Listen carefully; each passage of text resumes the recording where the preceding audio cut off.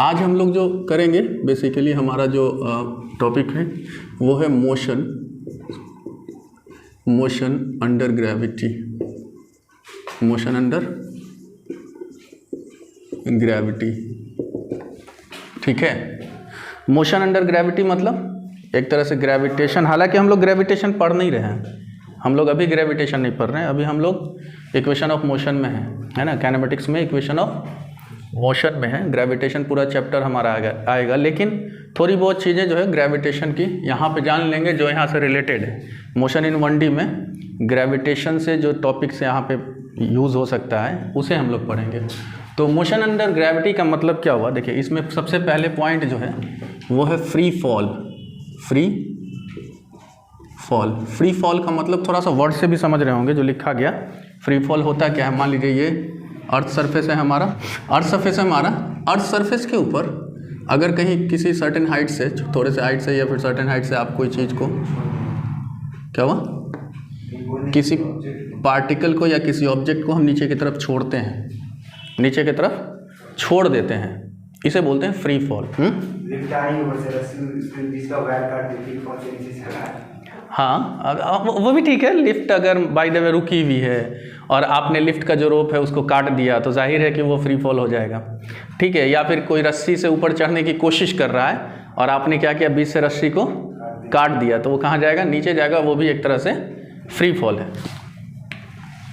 इसके बारे में थोड़ा सा अगर लिखना चाहें तो हम कह सकते हैं the object falling towards the earth. क्या लिखा, the object falling towards the earth under gravitational force, under gravitational force, ठीक है। यही फ्री फॉल होगा। मान लीजिए कोई ऑब्जेक्ट को हमने वैसे ही छोड़ दिया है ना, जैसे वही बात कहानी वही एप्पल ट्री वाली, न्यूटन ने यही से बात शुरू की थी अपने साइंटिफिक जर्नी को, जैसा बताया जाता है। अब में भी हो सकता है इस हिस्ट्री में कुछ और भी हो, है ना, लेकिन होता क्या है कि जो लोग कहानी सुनते हैं वही कहानी वो आगे की तरफ प्रमोट करते रहते हैं। तो कहानी कुछ ऐसा ही है कि एप्पल गिरा था और न्यूटन ने वहाँ से अपने साइंस को लेकर के, मतलब क्या बोलते हैं उसको, साइंटिफिक करियर को लेके, यानी साइंटिस्ट बनने का सफ़र जारी किया, स्टार्ट किया वहाँ से। तो फ्री फॉल हुआ क्या, आपने कोई ऑब्जेक्ट पकड़ा और उसे छोड़ दिया, कोई ऑब्जेक्ट बंधा हुआ था उसे काट दिया, है ना, कोई ऑब्जेक्ट कहीं सस्पेंड था उसे आपने फ्री कर दिया, तो वो जो ज़मीन की तरफ आएगा तो वो एक फोर्स की वजह से आएगा, वो फोर्स कौन सा होगा, ग्रेविटेशनल फोर्स उसे अपनी तरफ ले आएगा और वो बिल्कुल फ्रीली फॉल होगा, इसीलिए उसको क्या बोलेंगे, फ्री फॉल, ठीक है ना। अच्छा, फ्री फॉल के केस में एक्चुअल में ऐसा हुआ क्यों, कहीं पे भी हम जानते हैं कि जहाँ फोर्स वर्क करता है वहाँ पे एक्सेलरेशन होता है ना, जहाँ पे भी फोर्स वर्क करेगा वहाँ पे एक्सेलरेशन होता है।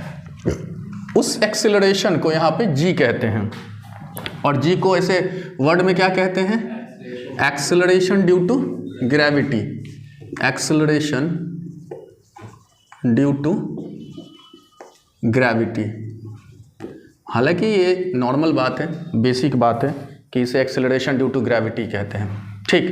अच्छा, थोड़ी बहुत अगर बात करें हम लोग, जी हमारा जो यहाँ पे है ये कितना, इसकी वैल्यू कितनी होती है, 9.8 मीटर पर सेकेंड स्क्वायर।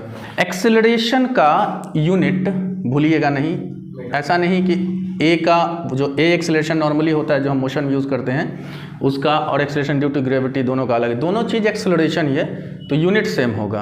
अच्छा, इसको इक्विवेलेंट तौर पे न्यूमेरिकल में हम लोग 10 यूज़ करेंगे, 10 का इस्तेमाल करेंगे, 10 मीटर पर सेकेंड स्क्वायर, बट 10 होता नहीं है, लेकिन अप्रॉक्सीमेशन में हम इसे इस्तेमाल करेंगे ताकि कैलकुलेशन हमारा थोड़ा सा आसान हो जाए, बट आंसर जो आएगा वो एग्जैक्ट नहीं आएगा इसके इस्तेमाल से, ठीक है। लेकिन फिर भी जैसा क्वेश्चन कहेगा, कभी कभी क्वेश्चन स्ट्रिक्ट वे में कहता है कि आपको यही इस्तेमाल करना है, तब आप इसे नहीं ले सकते, ठीक। क्वेश्चन में दिया रहेगा जी इज इक्वल टू 9.8, तो समझ जाइएगा कि आपको यही वैल्यू इस्तेमाल करना है। अदरवाइज फिर हम अपने कैलकुलेशन को थोड़ा सा आसान करने के लिए और अप्रॉक्सीमेशन में आंसर बताने के लिए इसे यूज़ कर सकते हैं। ठीक है, अच्छा, जी की वैल्यू आपको पता होगा कि जैसे जैसे हाइट बहुत ज़्यादा बढ़ने लगता है तो जी की वैल्यू क्या होती है, घटने लगती है, घटने लगती है।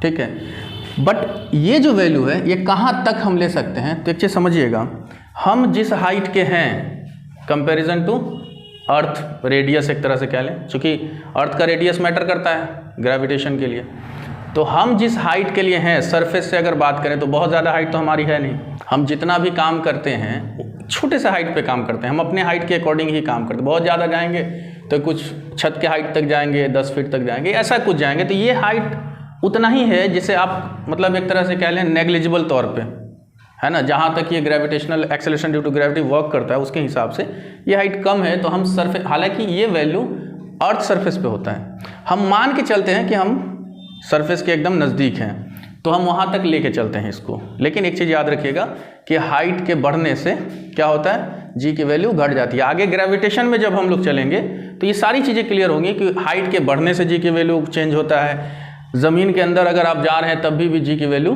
चेंज होता है, अर्थ के अंदर भी जी की वैल्यू चेंज होता है, सेंटर पे जाने के बाद जी की वैल्यू और हो जाती है, सरफेस पे और है, किसी बड़े हाइट पे और है। ठीक है ना, ये सारी चीज़ें ध्यान रखनी हैं। तो हम इसमें मान के चले हम कहाँ पे हैं, थोड़े से हाइट पे हैं, सरफेस से थोड़े से हाइट पे हैं। ठीक, एक चीज़ आप जानते हैं क्या, जी जो होता है ये इंडिपेंडेंट होता है किससे, ये बड़ा कमाल की बात है, इंडिपेंडेंट ऑफ मास। किसके मास, मास ऑफ पार्टिकल कह लें, ऑब्जेक्ट कह लें, कोई दिक्कत नहीं। अगर ये मास से इंडिपेंडेंट है तो इसका मतलब क्या है, बॉडी जो फ्री फॉल होता है ना, उसका मास और इसके बीच में कोई डिपेंडेंसी नहीं है। मतलब ये कि वो भारी है कि हल्का है, उसके गिरने का ताल्लुक इससे नहीं है। अच्छा, इसका एक्सपेरिमेंट भी हो चुका है, वैक्यूम में इसका एक्सपेरिमेंट हो चुका है। आप एक पत्थर को और किसी कॉटन को या फिर किसी पंख वगैरह को आप गिरते हुए देखे होंगे बुक में, 9th क्लास के फिजिक्स में वो एक्सपेरिमेंट पड़ा हुआ है। ठीक है, तो आप देखेंगे कि वैक्यूम में जब उसको किया गया तो वो एक साथ गिरा। रीज़न क्या था, हम कहते हैं, चलो भाई जनरल वे में हम जब सोचते हैं जनरल लाइफ में तो हम कहते हैं कि ये जो पत्थर है, मान लो ये पत्थर है ना, और ये पत्ता है, ठीक है, तो पत्ता देर से गिरेगा, पत्थर पहले गिरेगा। ऐसा क्यों होता है, तो हम जनरली सोचते हैं तो कहते हैं कि ये बहुत भारी है, इसका मास बहुत ज़्यादा है, लेकिन ऐसा सिर्फ मास का मसला इसमें नहीं है ना। एक्चुअली इसके पीछे रीज़न है एयर रेजिस्टेंस का, एयर रेजिस्टेंस का। एयर रेजिस्टेंस जो है इसे बहुत ज़्यादा रेजिस्ट नहीं कर पाता, इसे बहुत ज़्यादा रेजिस्ट कर लेता है, तो इसको गिरने में टाइम लगता है, क्योंकि इसको क्या करना है, एयर रेजिस्टेंस को बीट करना है, एयर रेजिस्टेंस को। अब इसका मैं एग्जांपल दे देता हूँ आपको। छाता होता है ना, छाता, बहुत अच्छा एग्जांपल दे रहा हूँ। छाता एक अच्छा वेट में होता है, छाता का वेट होता है ना, जितना छाता का वेट होता है उससे थोड़ा कम वेट का ही सही एक पत्थर ले लीजिए, हाँ ठीक है, और छाता को खोल दीजिए, ठीक, छत पर से गिराइए, खुले हुए छाते को गिराइए, वैसे गिराइए कि वो सीधा गिरने के उसमें हो, और वहीं से सेम टाइम में आप पत्थर गिराइए, आप चेक कर लीजिएगा पत्थर पहले गिर जाएगा। पत्थर क्यों ऐसा हुआ, क्योंकि वो जो छाता का ये वाला पार्ट है ना, ये वाला, इसने बहुत ज़्यादा एयर को क्या किया, अपने अंदर में ट्रैप कर लिया, और वो एयर इसके ऊपर रेजिस्टेंस लगा दिया अपना, एयर ने इसे रेजिस्ट किया। एयर के रेजिस्टेंस की वजह से ये जो छाता है ये गिरने में वक्त लगाया, ठीक। वेट तो सेम है, मास इसका सेम है, मास इसका सेम है। मास मान लीजिए ये पत्थर हमने लिया, छाता भी हमारा मान लीजिए 100 ग्राम का या 200 ग्राम का होगा, ठीक है, 200-250 ग्राम का छाता है, 200 ग्राम का ये भी मास का है, ठीक है, बट ये बहुत पहले गिर जाएगा, ये लेट से गिरेगा। तो ये एक प्रूफ है एक तरीके से कि हमारा ऑब्जेक्ट जो होता है उसका मास से लेना देना नहीं है, को कितना जल्दी गिरेगा। इक्वेशन ऑफ मोशन पढ़े थे ना, इक्वेशन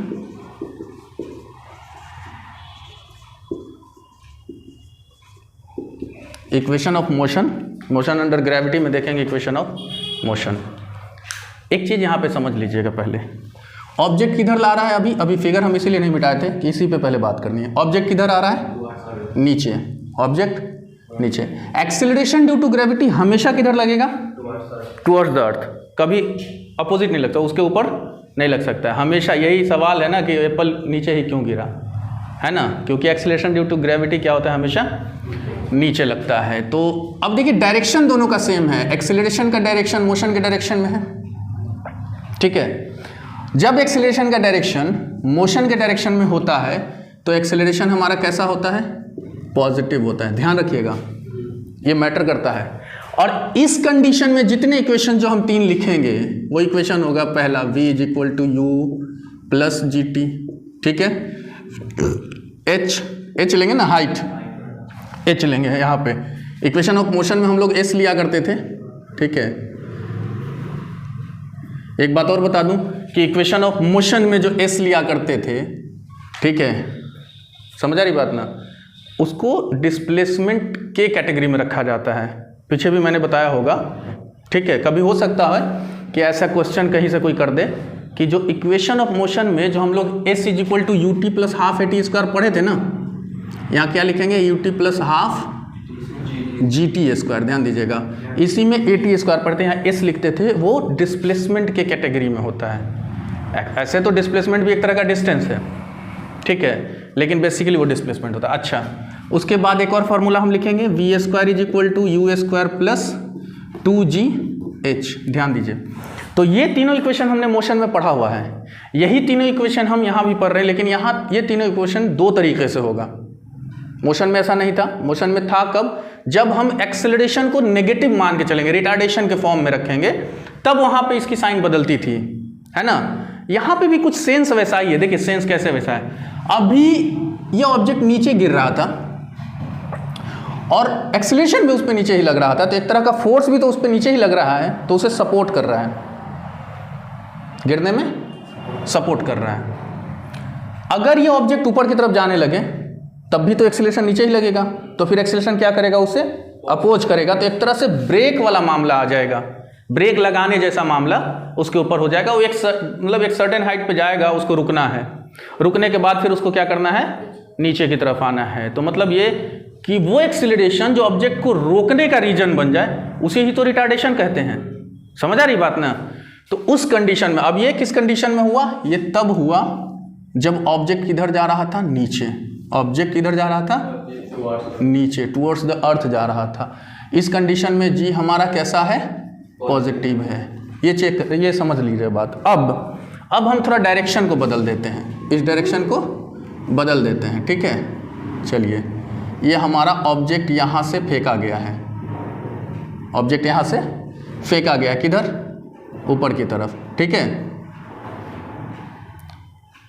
ये अब अपवर्ड डायरेक्शन में चला गया। ये ऑब्जेक्ट वहाँ तक जाएगा, हो सकता है वहाँ पे जाए, फिर लास्ट वहीं तक हो और फिर वहाँ से रुक के वापस नीचे आ जाए। तो अब इस कंडीशन में क्या होगा? जी हमारा नेगेटिव हो जाएगा, जी हमारा नेगेटिव हो जाएगा, ठीक। अब हमने क्या किया है? ऑब्जेक्ट को हम ऊपर की तरफ फेंक रहे हैं, तो जी हमारा कैसा होगा? नेगेटिव होगा, ठीक। अगर इस कंडीशन में, जैसे जी नेगेटिव होगा, इस कंडीशन में हम देख पा रहे हैं, तो हमारा इक्वेशन में कुछ नहीं करना है, प्लस को क्या कर देना है? माइनस कर देना है, प्लस को माइनस कर देना है। ये 2 बातें इसमें याद रखना है। मोशन अंडर ग्रेविटी में इक्वेशन ऑफ मोशन, जैसे जैसे हम लोग क्वेश्चन करेंगे ना, तो ये चीज़ देखना होगा हमें कि हमारा ऑब्जेक्ट नीचे फॉल हो रहा है या नीचे से प्रोजेक्ट किया गया है। बात समझे? तो हम एक ही चीज़ ध्यान देंगे कि एक्सेलरेशन के डायरेक्शन में मोशन है या एक्सेलरेशन के अपोजिट डायरेक्शन में मोशन में है। डायरेक्शन में है तो पॉजिटिव लेंगे, अपोजिट में है तो नेगेटिव लेंगे, ठीक। पहला टर्म है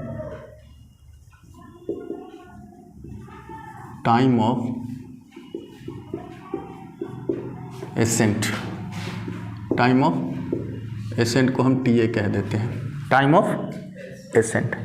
टाइम ऑफ एसेंट कैसे फाइंड करेंगे? देखिए, हम एसेंट की बात करें, एसेंट मतलब नीचे से ऊपर पहुंचना, जो टाइम लगा उसमें, उसे बोलेंगे टाइम ऑफ। सिमिलरली फिर वो ऊपर से नीचे आएगा तो उसे कहेंगे टाइम ऑफ डिसेंट। यहाँ पे 2 बातें हैं, ध्यान रखिएगा। ऊपर से नीचे, एक हुआ नीचे से जाके ऊपर से फिर नीचे आया, और एक हुआ आपने ऊपर से छोड़ा तो नीचे आया। समझ रहे बात को? दोनों में टाइम लगना है। अब दोनों में डिफरेंस बताऊंगा। एक हुआ कि आपने पहले फेंका, वहाँ पहुँचा, फिर वापस आया, तो जाने में टाइम ऑफ एसेंट और आने में टाइम ऑफ डिसेंट। लेकिन आगे हम लोग इस पर अभी बात करेंगे, फॉर्मूला भी देखेंगे कि जब आपने वहाँ से छोड़ दिया और यहाँ तक आए तो वो भी तो टाइम लगा है आने में, बट उसे टाइम ऑफ डिसेंट नहीं कहिएगा, उसे टाइम ऑफ स्ट्राइक बोलेंगे। समझ आ रही बात? स्ट्राइकिंग टाइम, ठीक, क्योंकि वो जमीन को जो हिट कर रहा है जाके स्ट्राइक कर रहा वो टाइम और है। यहां पे क्या किया था आपने, यहां पे पहले आपने एक इनिशियल वेलोसिटी दिया, उस इनिशियल वेलोसिटी के अकॉर्डिंग मैक्सिमम हाइट कवर करेगा, वो मैक्सिमम हाइट चूंकि इस वेलोसिटी से कवर किया, फिर वापस जो आएगा तो टाइम ऑफ एसेंट और डिसेंट इक्वल होगा, ठीक। लेकिन वो जहां पे आपने फ्री फॉल करा दिया, तो फ्री फॉल के केस में सिर्फ आके यहाँ टकराया होगा, स्ट्राइक किया होगा, वो टाइम कुछ और है। उसमें इसमें फर्क कैसे हुआ, यहाँ तो वो हाइट होगा ना जो यहाँ के यू के ऊपर डिपेंड होगा, इनिशियल वेलोसिटी के ऊपर अभी बात करेंगे ना, तो डिपेंड होगा, वही हाइट के अकॉर्डिंग फिर वो टाइम बताएगा डिसेंट वाला, ठीक है। अभी देख लीजिए, पहले टाइम ऑफ एसेंट निकालेंगे कैसे।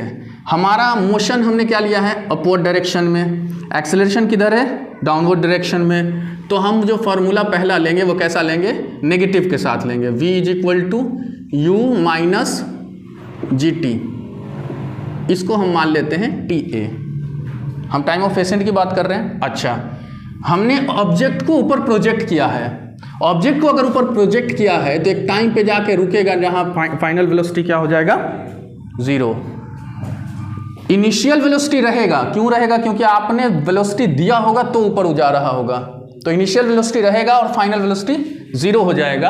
अब यहाँ पे अगर हम 0 रख देते हैं तो u minus g T A, G T A को अगर इधर लाएंगे तो पॉजिटिव हो जाएगा क्या, तो u t a is equal to क्या हो जाता है हमारा, u अपॉन जी। ये हुआ टाइम ऑफ एसेंट, और ये सिमिलर होता है, इक्वल होता है टाइम ऑफ किसके, डिसेंट के, है ना। इसको हम ऐसे लिख सकते हैं, इसको हटा दीजिए, इसको हम ऐसे लिख सकते हैं कि टाइम ऑफ एसेंट जितना होता है उतना ही टाइम ऑफ डिसेंट होता है, उतना ही टाइम ऑफ डिसेंट होता है। तो इससे इसके बाद जस्ट एक बात और कर लेंगे, दूसरा पॉइंट, वो है time of flight. Time of flight, ठीक है। टाइम ऑफ फ्लाइट को कैपिटल टी से रखिएगा। टाइम ऑफ फ्लाइट होता क्या है, देखिए, आपने ऑब्जेक्ट को प्रोजेक्ट किया, इसे जाने में जितना टाइम लगा और आने में जितना टाइम, दोनों टाइम मिला करके जो टाइम बनता है उसे बोलते हैं टाइम ऑफ फ्लाइट। ये प्रोजेक्टाइल मोशन में भी चलेंगे ना हम लोग, तो बात करेंगे इसकी, ठीक। अच्छा, तो इसके हिसाब से हम देख रहे हैं कि टी ए और टी डी दोनों सेम है, तो इसका मतलब ये हुआ कि ये जो टाइम ऑफ फ्लाइट है ये या तो 2 इंटू टाइम ऑफ एसेंट हो सकता है, इक्वल टाइम है ना जाने का और आने का, तो या तो टी ए के 2 इंटू टी ए हो सकता है या 2 इंटू टी डी हो सकता है, टी डी हो सकता है, ठीक है ना। अब इसका एक फॉर्मूला अगर बना पाए हम in the terms of u and g, तो टी ए हमारा यू बाई जी है, तो टाइम ऑफ फ्लाइट कितना हो जाएगा, 2u बाई, होगा क्या, 2u बाई जी, है ना। अरे दोनों तो सेम ही होगा, 2 से मल्टीप्लाई कर देंगे 2u बाई जी, ठीक है। अच्छा, मिटाया जाए इसको, हाँ,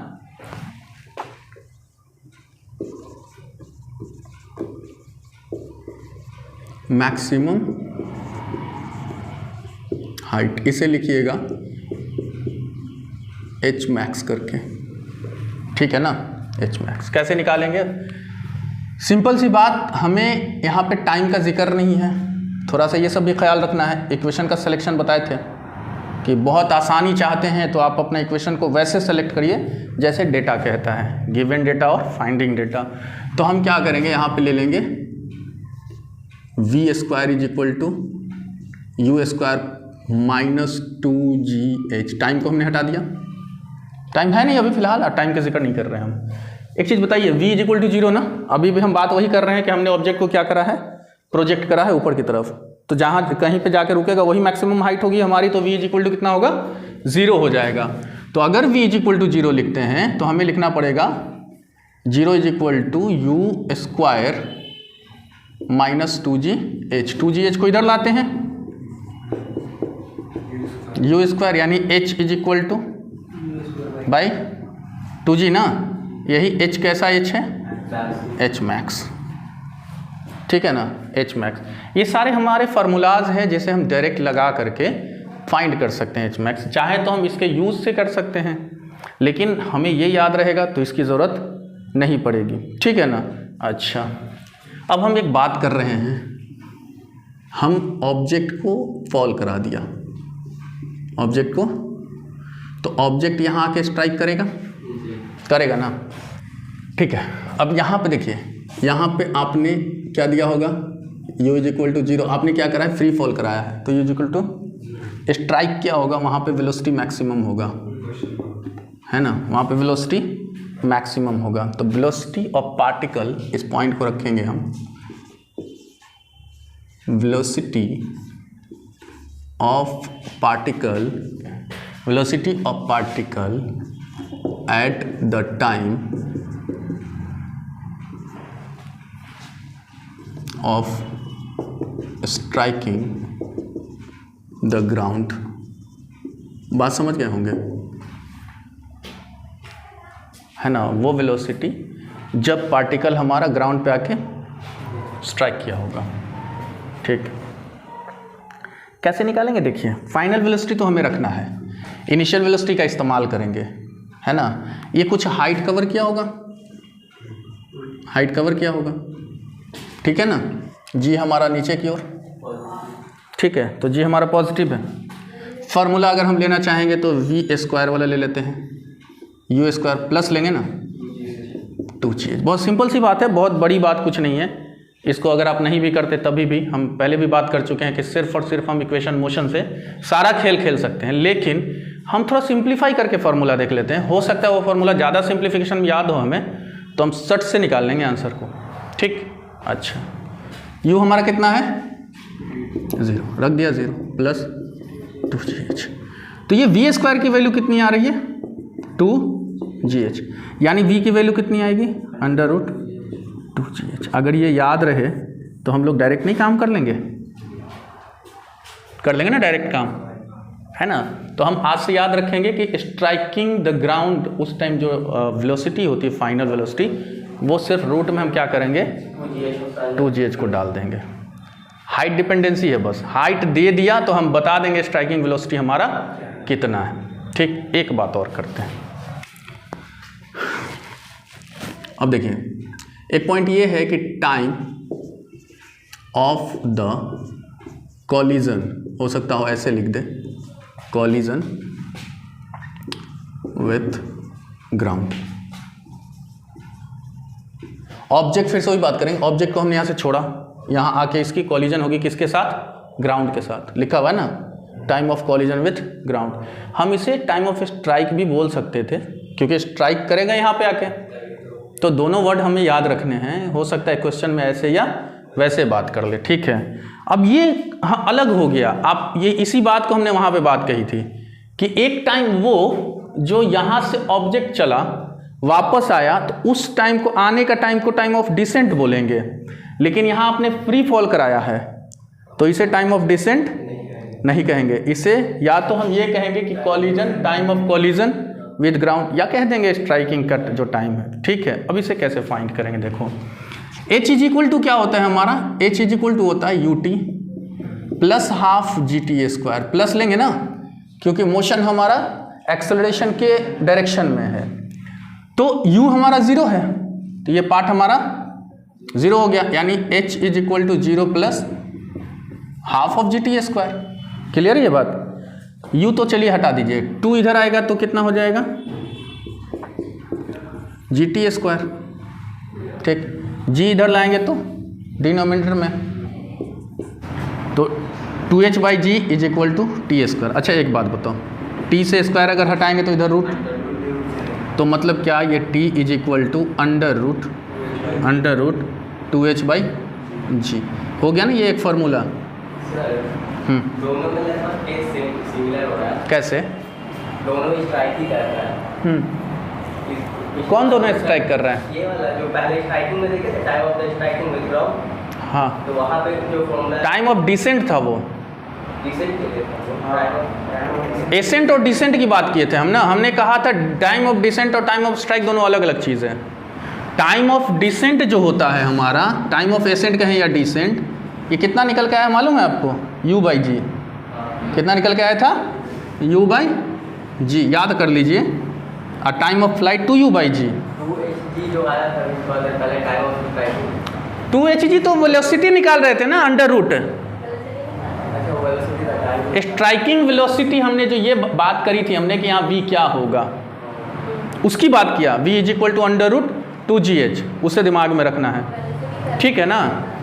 टाइम ऑफ एसेंट या डिसेंट u/g होगा, टाइम ऑफ फ्लाइट 2u/g होगा। मैक्सिमम हाइट क्या होगा? u²/2g, ठीक। और time of collision with ground that is √2h/g।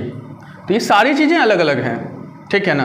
अच्छा चलो एक छोटा सा क्वेश्चन करते हैं, एकदम छोटा सा क्वेश्चन, एकदम बच्चा वाला। हालांकि ये क्वेश्चन एकदम वैसा है, बेसिक है, लेकिन फिर भी बात करते हैं, ठीक। एक ऑब्जेक्ट को आपने ग्राउंड से क्या करा? फेंका, या ऐसे कर लो, पहले फ्री फॉल की बात कर लेते हैं, फ्री फॉल की, ठीक है, उसके बाद आते हैं इस पर। ऑब्जेक्ट को आपने क्या किया? फ्री फॉल किया, ठीक है ना। जब ऑब्जेक्ट को आपने फ्री फॉल किया, ठीक, इसको ग्राउंड तक आने में, इसको ग्राउंड तक आने में, है ना, इधर लिख देता हूँ, जो टाइम लगा है, टाइम वो लगा है 10 सेकेंड। कहाँ तक आने में? ग्राउंड तक आने में 10 सेकेंड लगा है, ठीक है। अब आपसे ये पूछ रहा है, ठीक, कि आप बताइए, अच्छा जी तो नीचे ही लगेगा, ठीक। अब अगर मैं कहूँ कि जी की वैल्यू आपको लेना है 9.8 मीटर पर सेकेंड, आपको 10 नहीं लेना है पर सेकेंड स्क्वायर, ठीक। अब आपसे कह रहा है कि वी निकाल के बताओ, वी निकाल के। बहुत आसान है एकदम। नहीं वहाँ पे जाएंगे नहीं ना, हाइट आपके पास है नहीं। हाइट एकदम बेसिक है, एकदम छोटा सा क्वेश्चन है। किसी भी कॉन्सेप्ट को जब हम पढ़ते हैं ना, तो उसका सबसे जो बेसिक मामला होता है वहाँ से उठाते हैं उसे, इसीलिए। हालांकि ये कोई बड़ी बात नहीं है, ये 9th क्लास में भी पढ़ना है, ठीक है। लेकिन चलिए कोई नहीं, थोड़ा थोड़ा दिमाग में लोड करते चलते हैं। तो हमें v निकालना है, h नहीं दिया हुआ है, इसलिए हम स्ट्राइकिंग वेलोसिटी पे नहीं जा रहे हैं। हम नॉर्मली क्या करेंगे? इक्वेशन को याद करेंगे, क्या? v = u, और चूंकि मोशन और ये एक्सेलरेशन और ऑब्जेक्ट का फॉल दोनों एक ही डायरेक्शन में है, तो प्लस लेंगे gt, एकदम सिंपल। तो चूंकि फ्री फॉल हुआ है तो u = कितना? 0, तो यहाँ पे रख देंगे u = g का वैल्यू कितना? 9.8, और टाइम कितना लेना है? 10। तो वेलोसिटी कितनी आ गई? 98 मीटर पर सेकेंड। हम लोग बहुत क्वेश्चन नहीं लिखते हैं, खाली हम उसको वैसे ही फिगर के तौर पे क्वेश्चन को यहाँ पे बनाते हैं। अगला क्वेश्चन हमारा कुछ ऐसा है, इसे फ्री फॉल करा दिया, ठीक। ये ऑब्जेक्ट यहाँ आके स्ट्राइक करेगा, तो एक हाइट से आया होगा, यहाँ पे एक हाइट से आया होगा। हम कहते हैं ये जो फाइनल वेलोसिटी इसका यहाँ पे बना था ना, वो कुछ 20 मीटर पर सेकेंड है, ठीक।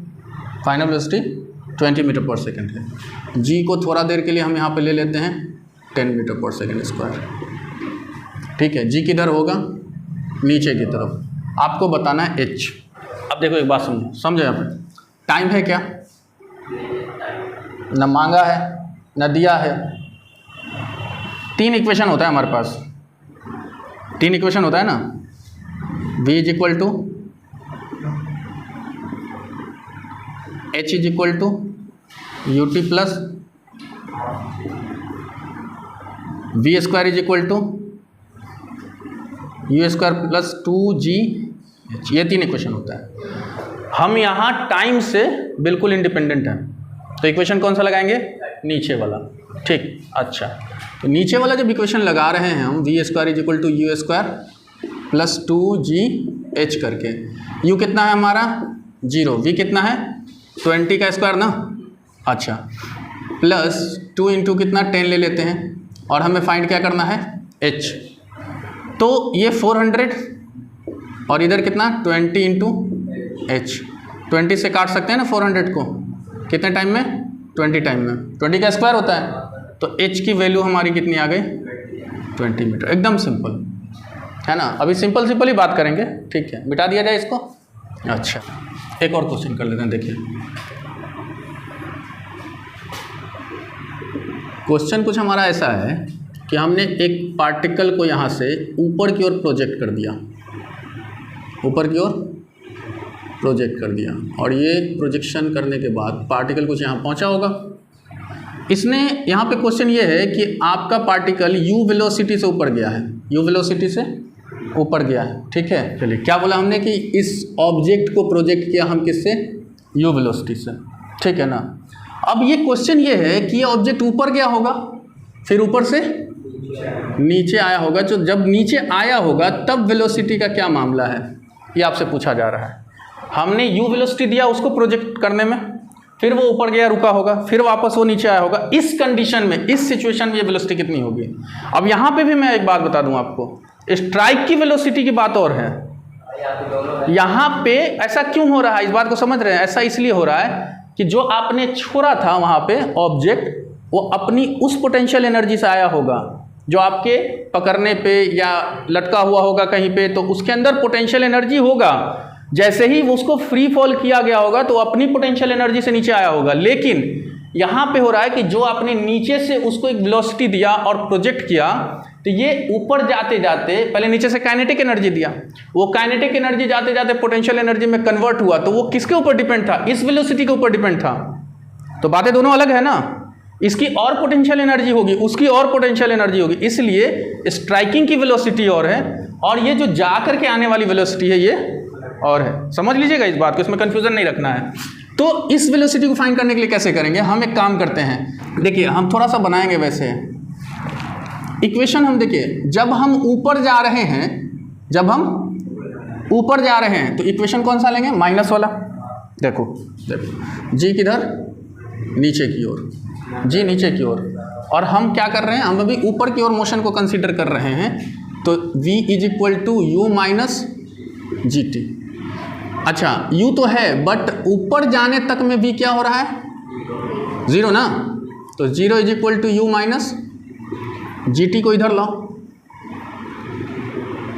u t is equal to u by g. इतनी सी बात समझ में आई। अब हम आते हैं ऊपर से नीचे। जब हम ऊपर से नीचे आएंगे तब क्या होगा, u जीरो v समथिंग कुछ रहेगा, समझना बात को।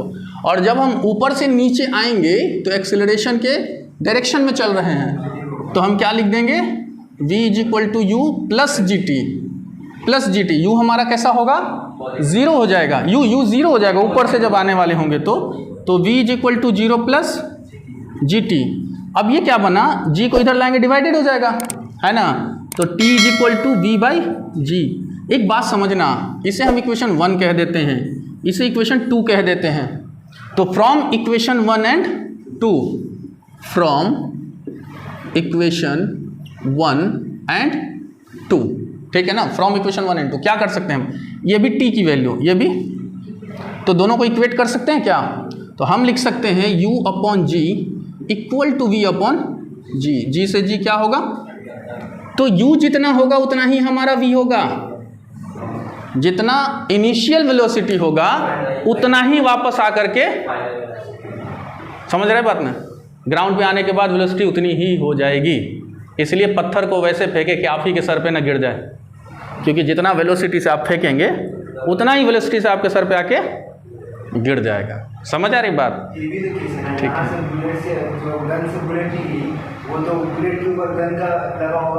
लेकिन आते वक्त मैक्सिमम वही तो वेलोसिटी गेन करेगा वो, जितना आपने दिया है। हाँ ठीक है, वो उससे मतलब नहीं है, सर्टेन टाइम पे तो ये भी जाके रुका होगा, लेकिन वापस आते आते जो हाइट के कंसिडरेशन में देखिए होता क्या, ये मैटर क्या है समझो। जब ये गिर रहा होगा ना पार्टिकल, जब ये गिर रहा होगा, जहां जहां होगा वहां से उसको जी और नीचे खींच रहा होगा, फिर जी और नीचे खींच रहा होगा। ये जो जी है ना, जी जैसे किसी चीज को पकड़ के तुम खींच रहे हो, एक्सेलरेशन ड्यू टू ग्रेविटी का काम ही यही है। वो जैसे जैसे नीचे आ रहा है जी और उसके ऊपर वर्क करता जा रहा है, जी उसके ऊपर कंटिन्यूअसली वर्क कर रहा है। अब एक बात समझ लें कि अगर 500 मीटर से कोई इतना छोटा भी पत्थर गिरा देगा ना आपके सर पे, फट जानी है सर। फिर समझ आ रही है बात। अरे अबाबिल की कहानी तो सुने, अबाबिल की कहानी सुना ना आपने, हाथियों के लश्कर को तबाह कर दिया। कैसे किया? इतने छोटे छोटे कंकर से चोंच में रखा, हाइट पे ले गया, पटक दिया। नहीं समझे बात को? साइंस है ना इसमें, साइंस है, समझना। अबाबिल कितना छोटी सी चिड़िया, कितना बड़ा स्टोन लेके जाएगा वो? हाँ, इतना छोटा स्टोन ले गया, लेकिन कहाँ ले गया? बहुत ज़्यादा हाइट पे, जहाँ तक वो फ्लाई कर सकता था, उड़ सकता था। फिर वहाँ से उसने ड्रॉप कर दिया। कुछ नहीं किया, कोई गोली बंदूक कुछ नहीं किया, गन वन चलाने की ज़रूरत, कोई सिस्टमेटिक मोशन उसने नहीं दिया, बस सिर्फ और सिर्फ फ्री फॉल करा दिया उसने। लेकिन चूंकि हाइट बहुत ज़्यादा थी तो acceleration due to gravity continuously उस पर वर्क कर रहा था, और इतना ज़्यादा उसके अंदर एनर्जी आ गया। देखिए, जैसे ही ऑब्जेक्ट छूटता है ना, तो वो अपनी पोटेंशियल एनर्जी को काइनेटिक एनर्जी में कन्वर्ट करने लगता है। और एनर्जी बड़ी खतरनाक चीज़ है, आपको पता है। एनर्जी तो दुनिया को इधर से उधर बदल रही है। आप अपना एनर्जी इस्तेमाल करें बड़े लेवल पे, आप देखिए क्या तब्दीली आती है, आपकी ज़िंदगी पूरी की पूरी बदल के रह जाएगी। तो वो काइनेटिक एनर्जी इतना ज़्यादा धीरे धीरे हो जाता है कि जब वो हिट करता है ना, तो जहाँ हिट करता है वहीं डैमेज करता है। समझ आ रही है बात? तो ये सब मसला है एक्सेलरेशन ड्यू टू ग्रेविटी का, कंटिन्यूअस वर्क का। ये एक्चुअल बात है। जो हम लोग मोशन अंडर ग्रेविटी पढ़ रहे हैं ना, ये सारा खेल इसका है, ठीक है। वैसे नहीं सोच सकते कि ऑब्जेक्ट जाके तो रुक गया था, तो अब तो वो एनर्जी खत्म हो गई। रुका होगा, लेकिन एक हाइट पे है, और कोई भी ऑब्जेक्ट किसी हाइट पे रहता है तो पोटेंशियल एनर्जी मेंटेन करके रखता है, याद रखिएगा। नहीं, क्या चीज़ के लिए? हाँ तो ठीक है ना, वो mg करेगा, ठीक। अरे नीचे गिरने का मतलब mg लग रहा है एक्चुअल में। हाँ देखो, mg लग रहा है। अब बोलो, मास कांस्टेंट रहेगा उसका, मास बदलने वाला, जो काम कर रहा है जी कर रहा है। सारा खेल किसका है? इसका है। मास तो वही रहेगा, ठीक है। ये एक्सेलरेशन जैसे जैसे बढ़ते चले जाएगा, मोशन को बढ़ाता चला जाएगा। सबसे बड़ी बात है कि काइनेटिक एनर्जी उसकी इंक्रीज करती हुई चली जाएगी। आप इतना नीचे से, जैसे इतना नीचे से गिरे, चोट आपको ज़्यादा नहीं लगेगी। आपको 4 फ्लोर से कोई गिरा दे, हड्डी छटक जानी एकदम कंफर्म है ना? हड्डी छटकने के सिवा कोई वो चारा नहीं है वहाँ पे, ठीक है। पहले नीचे गिरेगा फिर ऊपर चला ठीक है, हाँ बात समझे। कहीं मतलब काफी ऊंची जगह से, जैसे किसी ऑब्जेक्ट को वहाँ से फ्री फॉल हो गया, हाँ, काफी ऊंची जगह से वहाँ से छोड़े किसी ऑब्जेक्ट को, और फिर उसी जगह से हम अपने एक्सेलरेशन से किसी ऑब्जेक्ट को फेंके, तो इसमें भी तो अलग मसला है ना अपने सर। मतलब नहीं, फिर से बोलिए जरा। बिल्डिंग के ऊपर चढ़ गए, फ्री फॉल करा दिया, फ्री फॉल किसी हाँ ऑब्जेक्ट को नॉर्मली छोड़े, हाँ, और एक को फेंक, हाँ अरे बहुत फर्क है भाई, बहुत फर्क है। उसमें डिफरेंस ये है कि एक ऑब्जेक्ट आपने 0 वेलोसिटी से छोड़ा, इनिशियल वेलोसिटी 0 थी, और एक ऑब्जेक्ट को आप कह रहे हैं कि हम ये इक्वल टू लीजिए 20 मीटर पर सेकंड दे दिया। आप निकाल के देख लीजिएगा, दोनों में ज़मीन आसमान का फर्क नजर आ जाएगा। इसकी स्ट्राइकिंग वेलोसिटी और होगी, इसकी स्ट्राइकिंग वेलोसिटी और हो जाएगी, ठीक है। यहाँ पे 0 था, तब √2gh आया है हमारा। तो जाहिर सी बात है, आपने क्या किया, आपने पहले कुछ नहीं दिया, अब बाद में कुछ सर्टेन क्वांटिटी ऐड कर दिया, तो एडिशन हो गया, तो चेंज तो आएगा ही ना। अरे सिंपल सी बात है कि एक ऐसे सोचो ना कि एक इंसान को आपने बस एकदम, कोई उसके पास रुपए पैसे नहीं थे, वो आपने काम में लगा दिया, एक काम दे दिया, लगा दिया, तो उसने 0 से स्टार्ट किया है। और सेम काम को एक आदमी को आपने 2 करोड़ रुपए दे दिए, तो उसने 2 करोड़ से स्टार्ट किया है। तो इसकी स्पीड और इसकी जो एक गेनिंग जो होता है ना मामला, है ना, जो इनकम या फिर जो कह लें, है ना, वो कहीं ना कहीं सोर्स पे डिपेंड करेगा। वो और बात है कि हो सकता है काबिलियत की मैटर अगर करें, अगर काबिलियत दोनों की सेम है तो फिर सोर्स पे डिपेंड कर जाएगा, क्योंकि उसके पास सोर्सेज हैं, वो फट से लाएगा, फट से मतलब इंपोर्ट करेगा, एक्सपोर्ट करेगा। इसे क्या करना है, इसके किसी न किसी तरीके से पहले इंपोर्ट के जुगाड़ बनाना होगा। इसको सिर्फ अपनी अपनी एनर्जी लगानी है, फिर वो इंपोर्ट से बनाएगा, एक्सपोर्ट करके फिर उससे इंपोर्ट करेगा, फिर इसके प्रोसेस अलग हो जाएंगे। तो चेंजेस तो आएंगे ना। आपने कुछ एक में कुछ ऐड अप कर दिया है और एक को आपने 0 पे रखा हुआ है, समझ आ रही बात ना। तो ये कुछ पस मंजर होता है, जाहिर सी बात है चेंजेस हो जाएंगे। तो ये टोटल कहानी समझ में आ गई, ठीक। अब हम बाकी ना एक काम करेंगे, ये इक्वेशन ऑफ मोशन जो हमारा मोशन अंडर ग्रेविटी की है इसमें आया, और नॉर्मल जो इक्वेशन ऑफ मोशन हम लोगों ने पढ़ा जो यूनिफॉर्म एक्सेलरेशन में था। अभी और इक्वेशन ऑफ मोशन पे बात होनी है, जो नॉन यूनिफॉर्म एक्सेलरेशन की बात होगी, वो बात बाद में करेंगे। तो ये दोनों पे हम लोग क्वेश्चन एक साथ और भी करेंगे। उसमें भी हमने बेसिक क्वेश्चन पे बात करा था, इस पे भी हम लोग क्या छोटे छोटे बेसिक क्वेश्चन देखे हैं, लेकिन एक कलेक्शन ऑफ क्वेश्चन पे बात करेंगे, है ना, जिसका एक अलग से लेक्चर ले लिया जाएगा, ठीक है ना।